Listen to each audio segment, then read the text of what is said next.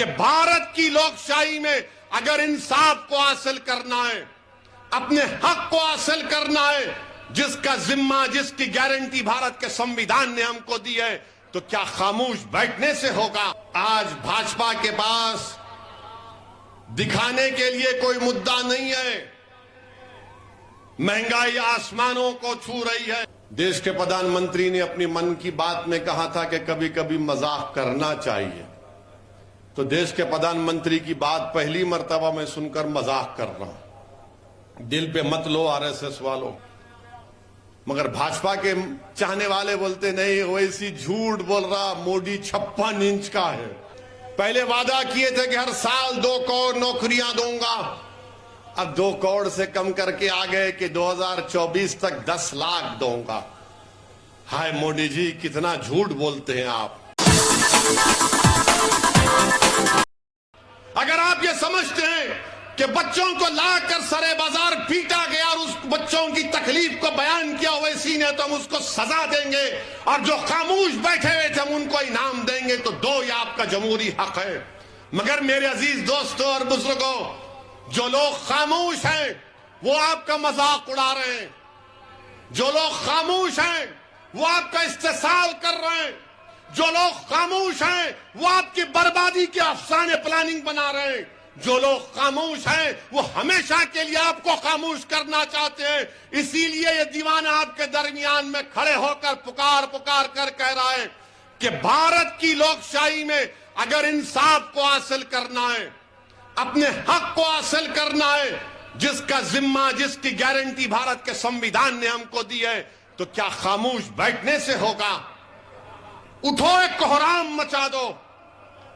मेरे अजीज दोस्तों और बुजुर्गों, यही बात मुझे आप तक कहना था। गुनाहगार हूं कि आपके दिल को मोड़ सकूं, मगर मेरा ईमान यह कहता है, मेरा मानना यह है कि दिलों को मोड़ने वाला रब्बे कायनात है। अल्लाह ही आपके दिलों को मोड़ेगा इंशाअल्लाह ताला। अल्लाह ही आपके दिलों को मोड़। और बुजुर्गों, आज भाजपा के पास दिखाने के लिए कोई मुद्दा नहीं है। महंगाई आसमानों को छू रही है। पेट्रोल डीजल के लोग परेशान हैं। का, युवाओं का बेरोजगारी उनका मुकद्दर बन चुका है। नौकरी नहीं मिल रही है, तो देश के प्रधानमंत्री आकर कहते हैं कि हम यूनिफॉर्म सिविल कोड के लिए कमेटी बनाएंगे। देश के प्रधानमंत्री ना युवाओं को रोजगार की बात करते हैं। एक फंक्शन किए थोड़े दिन पहले वादा किए थे कि हर साल 2 करोड़ नौकरियां दूंगा, अब 2 करोड़ से कम करके आ गए कि 2024 तक 10 लाख दूंगा। हाय मोदी जी, कितना झूठ बोलते हैं आप, कितना लंबा लंबा छोड़ते हैं आप। एक बार देश के प्रधानमंत्री सऊदी अरब गए थे। सऊदी अरब गए तो वहां पर वो रियाद में वो सऊदी भी उनको दिखाए, वो उनका वो किला पुराना और एक तोप दिखाए। देश के प्रधानमंत्री ने अपनी मन की बात में कहा था कि कभी कभी मजाक करना चाहिए। तो देश के प्रधानमंत्री की बात पहली मर्तबा मैं सुनकर मजाक कर रहा हूं। दिल पे मत लो आरएसएस वालों। तो वो शेख ने, सऊदी शेख ने प्रधानमंत्री को तोप दिखाई। प्रधानमंत्री माशाल्लाह हर चीज का गहराई से जायजा लेते हैं। ऐनक को यूं करके अतराफ में फिरे और उस सऊदी शेख से पूछे, कितना दूर फेंकती? तो सऊदी शेख ने कहा, वल्लाही तुमसे कम। ये मजाक है, सच्चाई नहीं है। हाँ हो, अब आप सही कह रहे हैं तो सच्चाई है। अब आप कह रहे हैं तो मैं क्या बोल सकता हूं, क्योंकि 2 करोड़ नौकरियां गायब। पेट्रोल डीजल क्यों बढ़ा? यूक्रेन से बढ़ गया। अरे अजय, हर चीज का जिम्मेदार किसी और पे डाल दो, हर चीज का जिम्मेदार। चीन जो है, राजनाथ सिंह जाकर कहते हैं कि हम जो जमीन हमारे पास नहीं है कश्मीर के हम हासिल कर लेंगे, बहुत अच्छा है, करिए आप, कौन रोक रहा आपको। 8 साल हो गए। मगर जो जमीन चीन कब्जा करके बैठ गया 1000 किलोमीटर, डेप्सांग डेमचाक हमारे यहां पास नहीं है। जो हमारे लोग जानवर को लेकर सर्दियों में पहाड़ों के ऊपर जाकर अपने जानवर को घास खिलाते थे, वो पुकार पुकार कर कह रहे हैं कि 10 गांव हमने खो दिए, 10 किलोमीटर चीन अंदर घुस गया। मगर भाजपा के चाहने वाले बोलते नहीं, वैसी झूठ बोल रहा, मोदी 56 इंच का है। होगा भाई, 56 इंच का होगा, 60 इंच का होगा, मगर चीन जो जमीन पर कब्जा कर बैठा है वो कब मिलेगी हमको। मेरे अजीज दोस्तों और बुजुर्गों,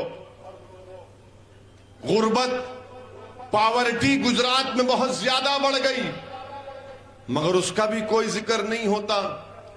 अब चुनाव आ रहे हैं तो शुरू हो जाएगा पुराना बाजा, शुरू हो जाएगा, नफरत पैदा करो, डराओ मुल्लाओं से, दाढ़ी वालों से डराओ, हिजाब की बच्चियों हिजाब पहनने वाले उसके बच्चियों से डराओ, हर चीज से डराओ। मेरे अजीज दोस्तों और बुजुर्गों, ये वतन अजीज हमारा था, है और रहेगा इंशाअल्लाह ताला। आज हम इस वतन अजीज के आजादी अमृत उत्सव के 75 साल मना रहे हैं और तारीख गवाह है और सुबह क़यामत तक यही तारीख रहेगी कि अंग्रेजों से जंग की लड़ाई, आजादी की लड़ाई 1920 में नहीं शुरू हुई थी, बल्कि टीपू सुल्तान की शहादत से जंग का आगाज हुआ। जंग प्लासी में सिराजुद्दौला की कुर्बानी से आगाज हुआ और फिर सन 57 में हमारे उलमाए कराम ने अंग्रेजों के खिलाफ जिहाद का फतवा दिया था। और ना सिर्फ फतवा दिया बल्कि अंग्रेजों के खिलाफ फतवा देकर उलमाए कराम ने अपनी जानों को कुर्बान कर दिया।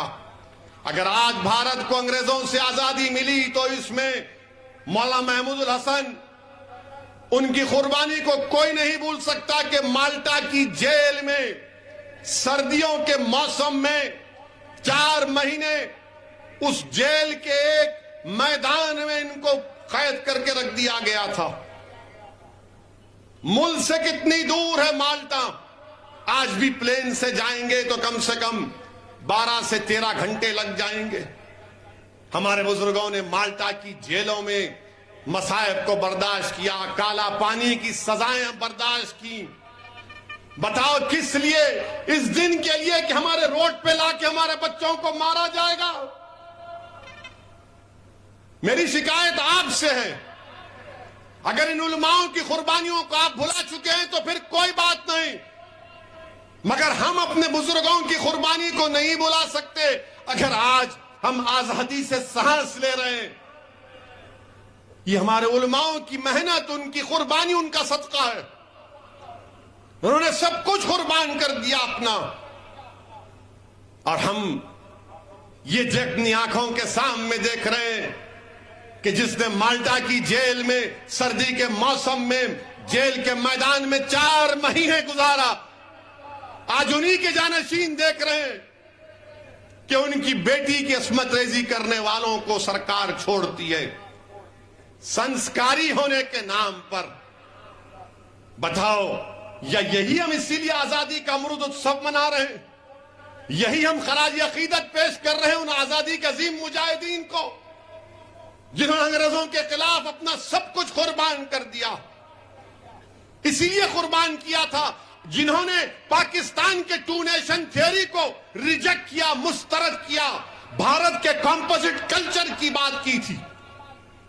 यह भारत का कंपोजिट कल्चर है कि रोड पे लाकर बच्चों को मारा जाए, शक की बुनियाद पर घरों को तोड़ दिया जाए, यह कंपोजिट कल्चर है।